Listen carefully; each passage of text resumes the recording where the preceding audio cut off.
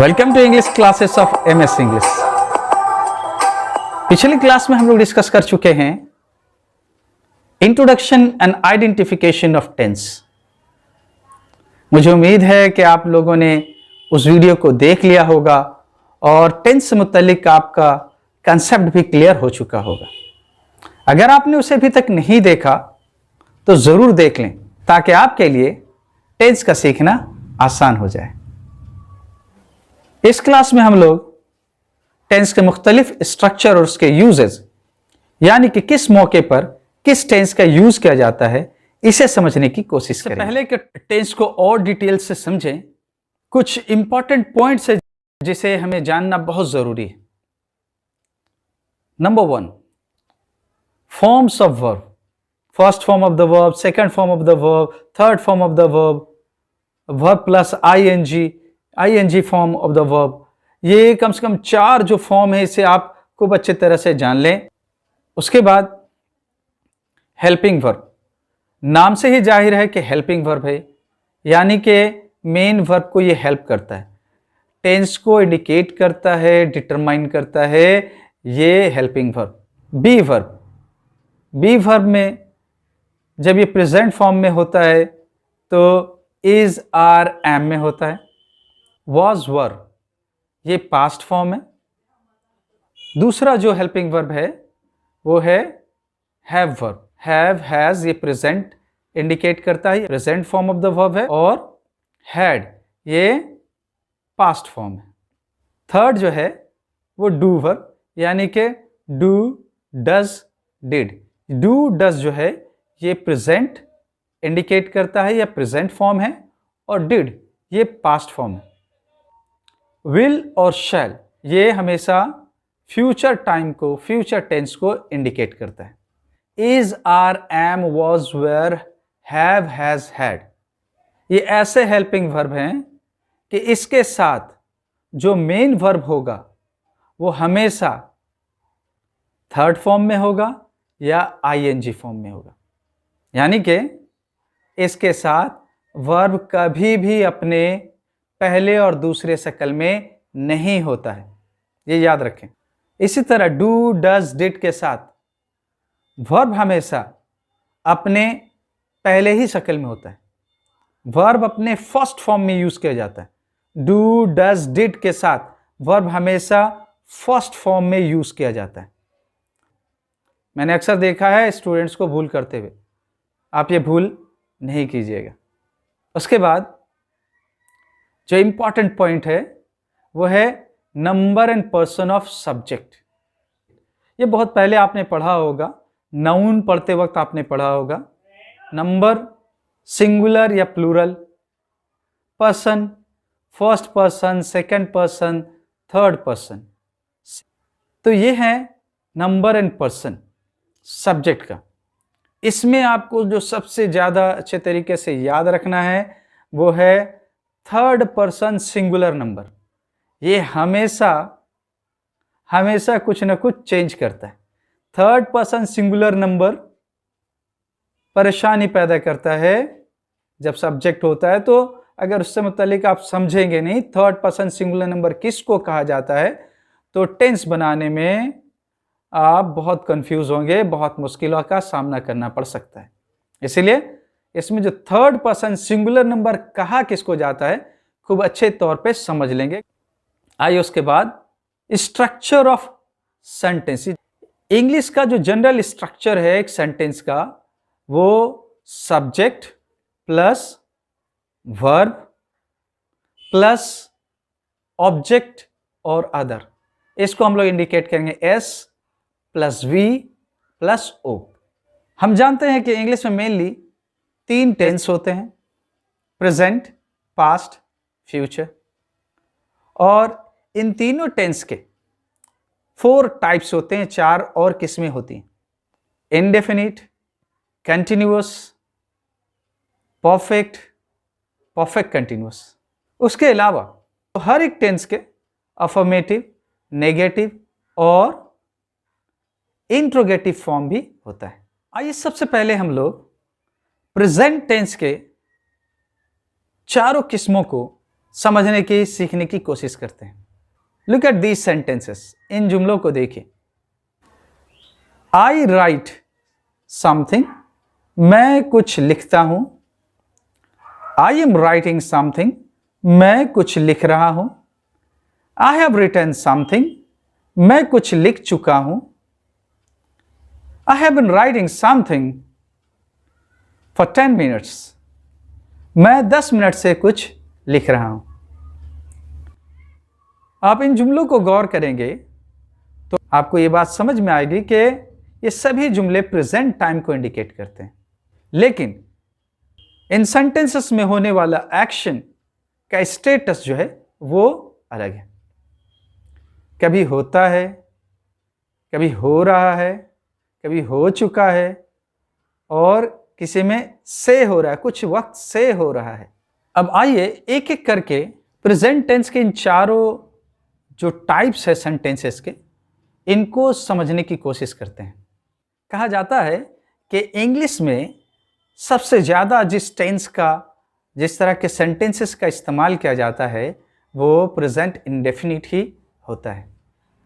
आइए तो सबसे पहले इसके यूज़ को समझ लेते हैं कि किन जगहों पर प्रेजेंट इंडेफिनिट का इस्तेमाल किया जाता है। ऐसे जुमले जिसके आखिर में ता है, ती है, ते हैं, ते हो का इस्तेमाल किया जाता है, ये आते हैं, उस पर ख़त्म होता है, तो यहाँ पे प्रेजेंट इंडेफिनिट टेंस का ही इस्तेमाल किया जाता है इंग्लिश में सेंटेंस बनाने के लिए। इस टेंस का इस्तेमाल ख़ास तौर पे किसी आदत या मामूल के काम को बयान करने के लिए किया जाता है, जैसे कि काव गिव्स अस मिल्क, गाय हमें दूध देती है। I get up early in the morning, मैं सुबह सवेरे उठता हूँ। I do yoga twice a week, मैं हफ्ते में 2 दिन योगा करता हूँ। और इसका इस्तेमाल यूनिवर्सल ट्रुथ को एक्सप्रेस करने, यानी आम सच्चाई, हकीकत को बयान करने के लिए भी किया जाता है, जैसे कि the sun rises in the east, सूरज मशरिक से तुलू होता है। Light travels faster than sound, रोशनी आवाज से तेज रफ्तार सफर करती है।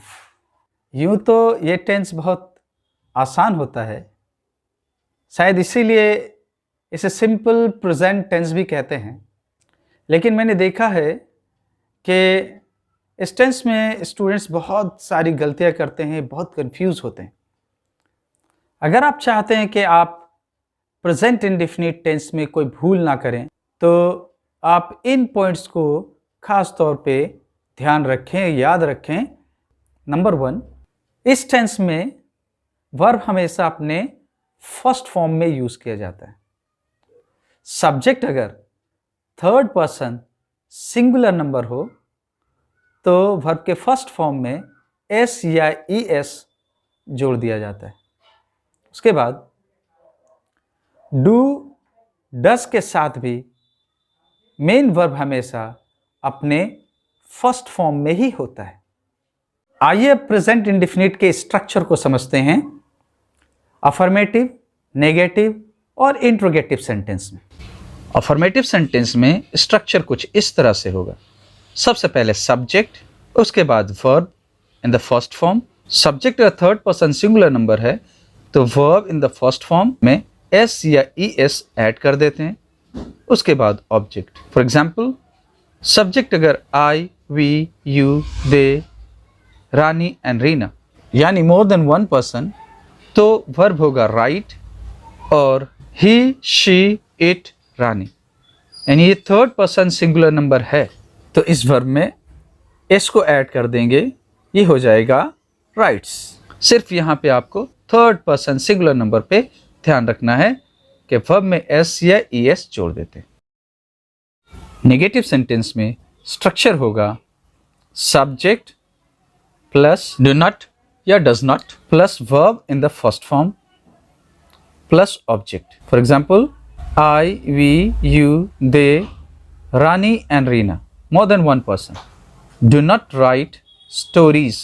He, she, it, Rani. यानी सब्जेक्ट अगर थर्ड पर्सन सिंगुलर नंबर है तब होगा डज नॉट राइट स्टोरीज। और इंट्रोगेटिव में स्ट्रक्चर होगा, सबसे पहले जो हेल्पिंग वर्ब है do or does plus S, उसके बाद verb in the first form, उसके बाद object. For example, do I, we, you, they, Rani and Reena write stories. Does he, she, it, Rani write stories. यहाँ पे गौर करेंगे आप, डू और डज है और वर्ब अपने फर्स्ट फॉर्म में। अगर WH क्वेश्चन है तो WH वर्ड को सबसे पहले लगा देना है, बाकी स्ट्रक्चर सेम रहेगा। जैसे why do you right stories, why does she write stories. Present indefinite में सबसे ज़्यादा ध्यान रखना है थर्ड पर्सन सिंगुलर नंबर को और उसके साथ होने वाली तब्दीली को, चेंजेस को। प्रेजेंट कंटिन्यूअस टेंस, ऐसे जुमले जिनसे हमें जाहिर होता है कि कोई काम अभी अभी चल रहा यानी कि जारी है, उससे हम लोग प्रेजेंट कंटिन्यूअस टेंस कहते हैं। उर्दू में ऐसे जुमले अक्सर रहा है, रही है, रहे हो, रहे हैं जैसे अल्फाज पर ख़त्म होते हैं। Users of present continuous tense. Present continuous tense का इस्तेमाल उस वक्त किया जाता है जब हमें ये बात जाहिर करना होता है कि कोई काम अभी अभी चल रहा है, जारी है। जैसे कि मैं पढ़ा रहा हूं, आई एम टीचिंग। आप लोग देख रहे हैं, यू आर वॉचिंग। और प्रेजेंट कंटिन्यूअस टेंस का इस्तेमाल मुस्तकबिल करीब के लिए यानी कि नियर फ्यूचर में होने वाले काम के लिए भी किया जाता है। जैसे I am going to Kolkata next week, आइंदा हफ्ते मैं कोलकाता जा रहा हूँ। इसका मतलब अभी गया नहीं, जा रहा हूँ कहने का मतलब जाऊँगा।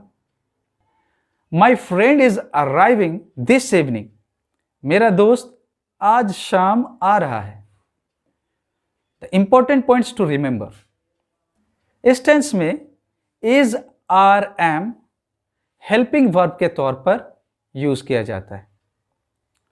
सिंगुलर सब्जेक्ट के लिए इसका इस्तेमाल किया जाता है और प्लूरल सब्जेक्ट के लिए आर का इस्तेमाल किया जाता है। जबकि आई के लिए हमेशा एम का यूज किया जाता है और यू के लिए चाहे सिंगुलर है हो या प्लूरल, हमेशा आर का यूज किया जाता है। इस टेंस में मेन वर्ब हमेशा अपने आईएनजी फॉर्म में यूज किया जाता है। इस टेंस का स्ट्रक्चर भी कुछ इस तरह से है, तीनों फॉर्म में, यानी कि अफर्मेटिव, नेगेटिव और इंट्रोगेटिव। अफर्मेटिव सेंटेंस में सबसे पहले सब्जेक्ट, उसके बाद helping verb is, are, am according to the subject, उसके बाद verb in the ING form और उसके बाद object. For example, I am writing something, मैं कुछ लिख रहा हूं। नेगेटिव में सब्जेक्ट, उसके बाद इज, आर, एम, उसके बाद नॉट का यूज करना है और फिर वर्ब अपने आईएनजी फॉर्म में, उसके बाद ऑब्जेक्ट। जैसे कि I am not writing stories, मैं कहानियां नहीं लिख रहा हूं। इंट्रोगेटिव सेंटेंस में स्ट्रक्चर कुछ इस तरह होगा कि हेल्पिंग वर्ब सबसे पहले आ जाएगा, is, are, am according to the subject, उसके बाद सब्जेक्ट, सब्जेक्ट के बाद वर्ब अपने आईएनजी फॉर्म में और फिर सबसे आखिर में ऑब्जेक्ट। जैसे कि एम आई राइटिंग स्टोरीज, क्या मैं कहानियां लिख रहा हूं। और अगर WH क्वेश्चन हो तो WH वर्ड को सबसे पहले रखना है। जैसे कि why am I writing stories, मैं क्यों कहानियां लिख रहा हूं। प्रेजेंट परफेक्ट टेंस, ऐसे जुमले जिससे हमें जाहिर होता है कि कोई काम अभी अभी ख़त्म हुआ है और उसका असर अभी मौजूदा वक्त में भी बाकी है, ऐसे जुमलों को हम लोग प्रेजेंट परफेक्ट टेंस कहते हैं। उर्दू में ऐसे जुमलों के आखिर में अक्सर चुका है, चुकी है, चुके हैं, लिया है, दिया है, किए हैं वगैरह इस्तेमाल होते हैं। Uses of present perfect tense. Present perfect tense का इस्तेमाल इस बात को जाहिर करने के लिए किया जाता है कि कोई काम अभी अभी खत्म हुआ है। जैसे कि I have finished my work, मैंने अपना काम खत्म कर लिया है। हैव यू लर्न्ड दिस, क्या आप ये सीख चुके हैं? The match has just begun, match बस अभी अभी शुरू हुआ है। द गेस्ट्स हैव गॉन, मेहमान जा चुके हैं। इस टेंस में जिस बात को याद रखनी चाहिए वो क्या है? नंबर 1, इस टेंस में हेल्पिंग वर्ब के तौर पर हमेशा हैव और हैज का इस्तेमाल किया जाता है।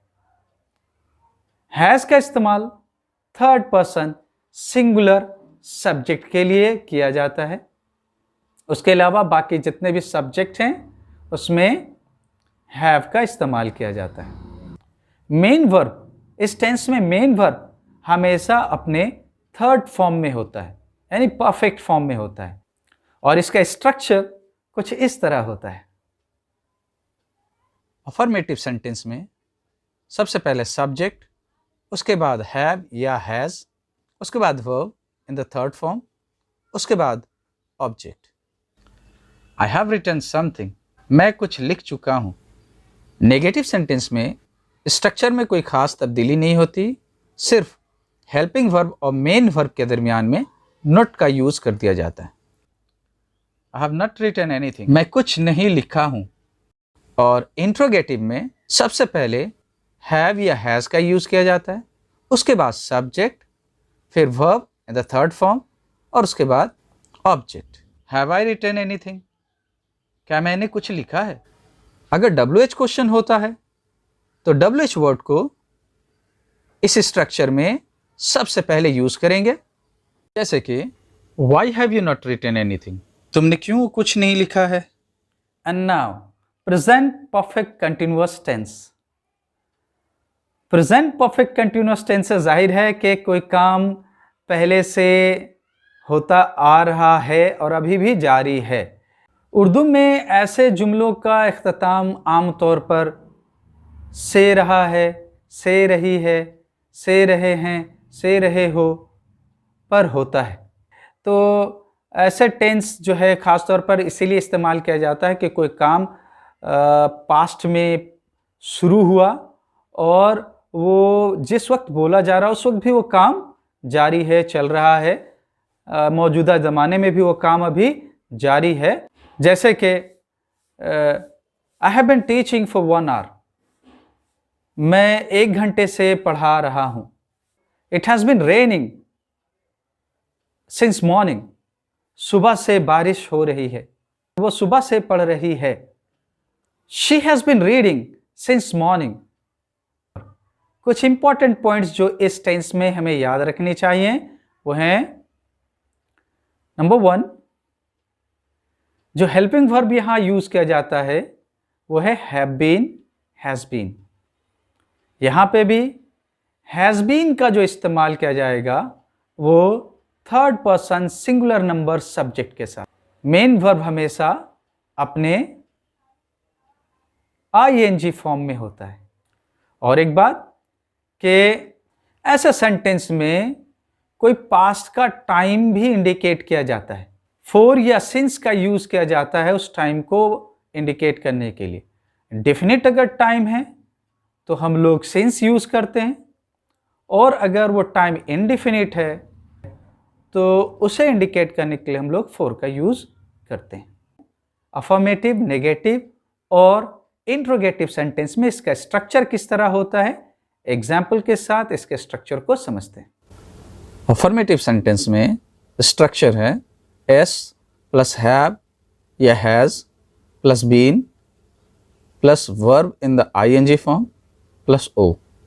I have been writing something for 10 minutes, मैं 10 मिनट से कुछ लिख रहा हूँ। नेगेटिव में इसी स्ट्रक्चर में सिर्फ हैव और हैज़ बीन के दरमियान में बीच में नॉट यूज़ किया जाएगा। I have not been writing anything for 10 minutes.